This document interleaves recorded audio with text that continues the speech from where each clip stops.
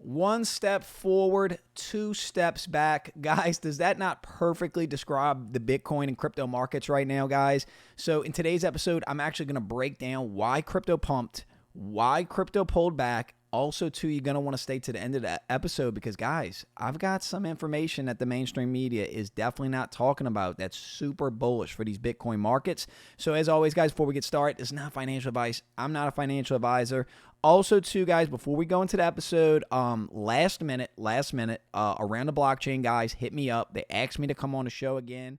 I wasn't doing anything, so I attended the show. Now, guys, I know I promised you I was going to win the show. I came up a little short. I mean, guys, they had an all-star cast on, so I wasn't as prepared as I'd like to be. But I assure you guys, next time I'm on the show, I'm going to win it. Also, too, I want to touch on another thing. I'm sure if you're in the crypto world, the crypto Twitter world, you're hearing all the news about BitBoy Crypto and Hit Network and all this drama going on. Let me say first and foremost, guys, I don't know anything that you don't know. I'm not talking to the team behind the scenes. I'm not, gossiping with anybody really about it. I only know what is publicly put out there.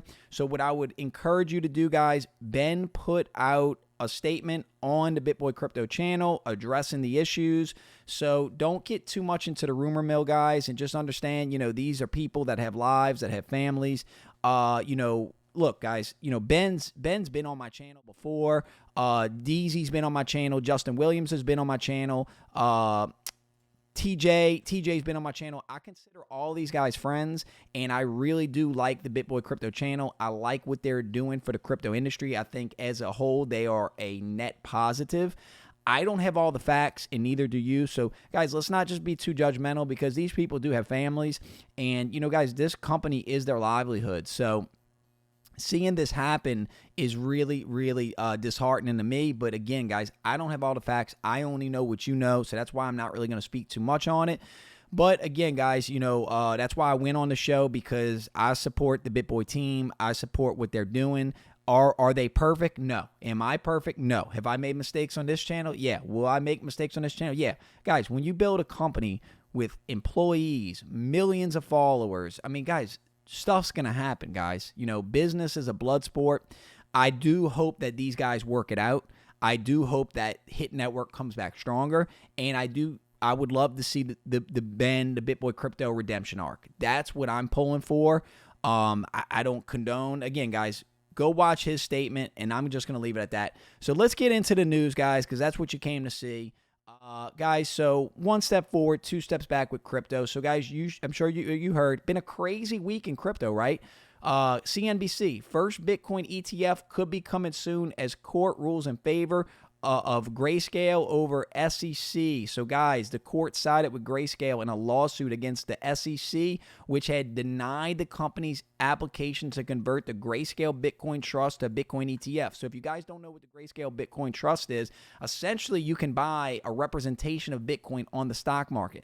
And I've actually bought it before because sometimes the Grayscale Bitcoin Trust will be traded at a discount compared to buying actual Bitcoin, meaning that you can get cheaper Bitcoin by buying that. So Grayscale wants to get an ETF.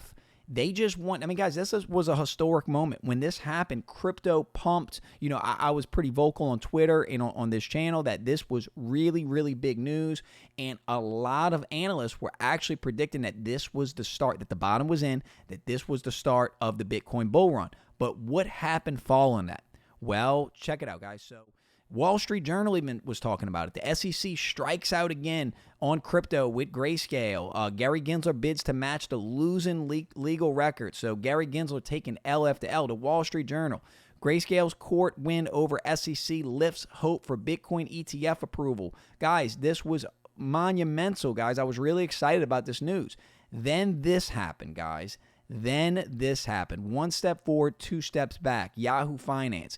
Bitcoin price dips after SEC delays decision on spot ETF filing. So, guys, the SEC came out with a statement saying they were delaying not just BlackRock's Bitcoin ETF, they were delaying all Bitcoin ETFs. Markets absolutely tanked. You had people on Twitter, you had mainstream financial analysts saying this was the end, that no Bitcoin ETF was going to get approved. But it's almost like these talking heads can't read. They can't read. Let's reread this again, guys. Bitcoin price dips after SEC delays decision on spot ETF filing. So, guys, it didn't deny the spot ETF filing.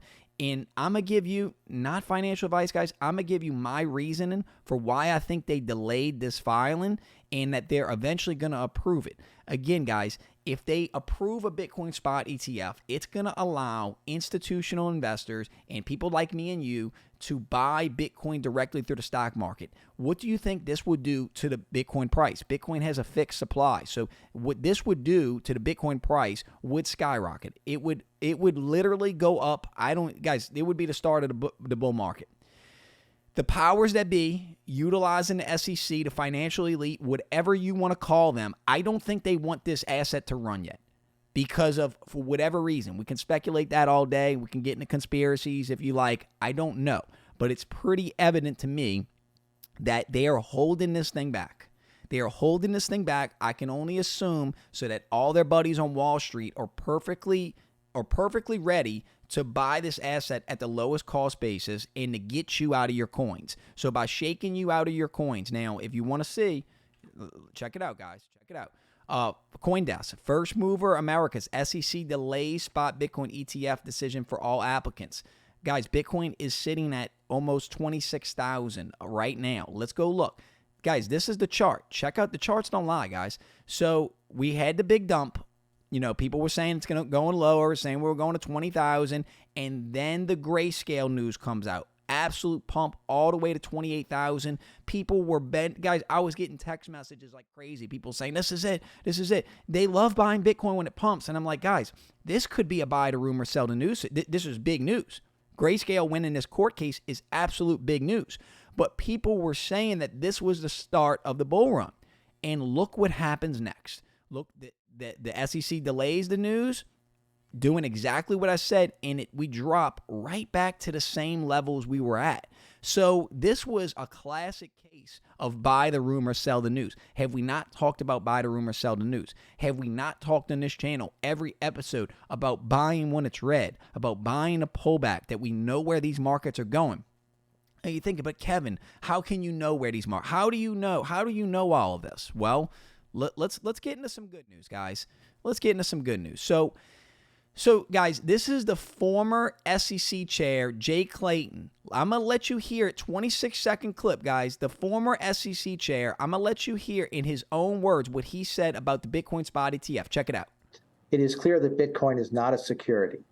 It is clear that Bitcoin is something that retail investors want access to, that institutional investors want access to. And importantly, some of our most trusted providers who are fiduciaries or have duties of best interest want to provide this product to the retail public. So I think, as Anthony said, an approval isn't inevitable. Bitcoin is a commodity. Guys, this is the former chair of the SEC saying that what we've been saying on this channel since I started this channel, that Bitcoin is a commodity and that the spot ETF approval is going to happen. It is inevitable. His exact words, guys. This just came out. You can go look up this clip for yourself. So what you have to ask yourself, let's go back to a couple episodes ago when we received a leak from an insider that the Bitcoin spot ETF was going to be approved in 4 to 6 months.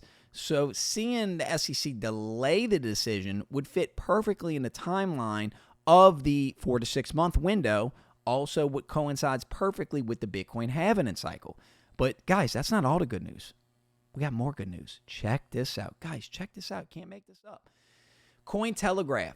China court declares virtual assets legal properties protected by law. Despite a blanket ban on cryptocurrencies imposed by Beijing in 2021, many Chinese courts over the years have established that virtual asset holders have property rights.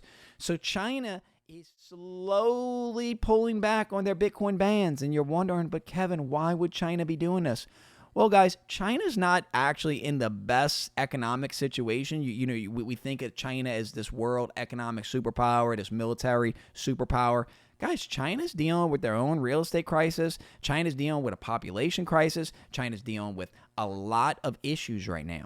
But you know one thing that China holds a lot of? Bitcoin.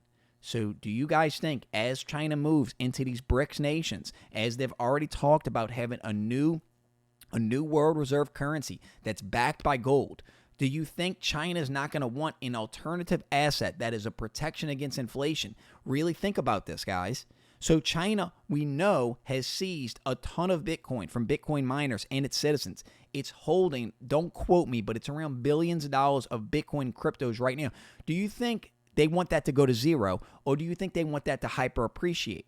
Something to think about, guys. So this is, guys, we had to see all the stories of China banning Bitcoin. How many times did we hear China bans Bitcoin? So now to see that the Chinese courts are doing a complete 180 and a pivot completely vindicates me and you who have supported crypto. We told you this was going to happen. Now, anyway, guys, if you made it this far in the video, guys, thank you so much for watching. Please like this video. Drop a 100 emoji in the comments.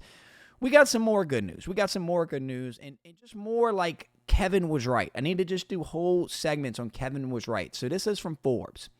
Rising unemployment cuts chances of Fed raising interest rates this month. So guys, the Fed is beginning to, dare I say, pivot on their tyrannical rising of interest rates to combat inflation. So they're realizing that, one, raising interest rates isn't actually combating inflation at all. It's creating all kind of other economic problems. So they're realizing if they raise interest rates, what's going to happen? More banks are going to collapse. And if banks collapse, what's going to happen? They're going to have to print money. Bailouts. You guys know that's the federal government. That's their special move. That's the one thing they go for. When stuff gets tough, they print money. When they print money, it creates inflation. Now, as a Bitcoin holder and digital asset holder, anytime banks fail and money gets printed, Bitcoin actually goes up. We've actually witnessed that happen multiple times. There's a direct correlation to that. Not saying I want banks to fail, but I don't control the Fed, guys. I don't control Jerome Powell. Trump said if he's elected, he's getting rid of Jerome Powell. And if I was a presidential candidate, I would be saying that too, because the Fed's doing a terrible job right now. Do you guys agree? Now, next story, guys. U.S. presidential candidate Vivek Ramaswamy says Grayscale's court win over the SEC was strong and clears a path to keep Bitcoin innovation in the U.S. So what do you guys think about this newcomer, Vivek Ramaswamy, also called Vivek Obama Swamy because they have some clips of him stealing Barack Obama clips. They're calling him Vivek GBT, conservative GBT. He's just kind of this well-spoken newcomer that's just come out of nowhere. Now, I'll tell y'all straight up, I actually agree a lot with what Vivek's saying. Now, do I think he's a perfect candidate? No. Does he have some red flags? Yes. Does he have some question marks on him? Yes. But we will continue to listen to him, and it's just more proof that, presidential candidates are supporting this technology. This is monumental. This has not happened before, guys. You think Barack Obama or, Joe Biden's constantly attacking crypto.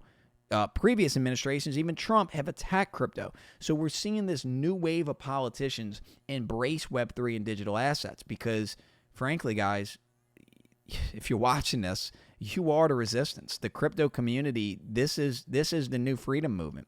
The people promoting privacy rights through digital assets, this is the new renaissance. This is the new revolution. It's a peaceful revolution, and I'm just glad to be a part of it. And I think all of you watching this at home, you are a part of it. If you hold these assets and you support these assets and you're supporting politicians that support these assets, then you are the resistance. It's awesome. Now, more good news, guys. Decrypt. Coinbase CEO Brian Armstrong reveals his 10 favorite crypto innovations. I'm not going to read you all 10. Go read this article for yourself. But I am going to point out one thing. Number 6, look what Brian Armstrong said. Layer 2 privacy.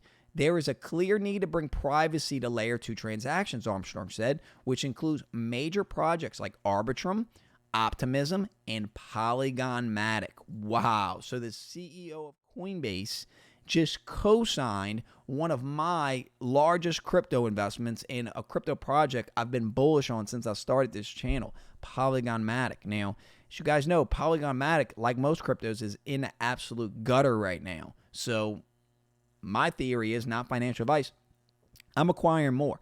I'm betting big because I think in the next bull run, I think Polygon Matic is going to be like the Ethereum of the next bull run. Not financial advice, of course.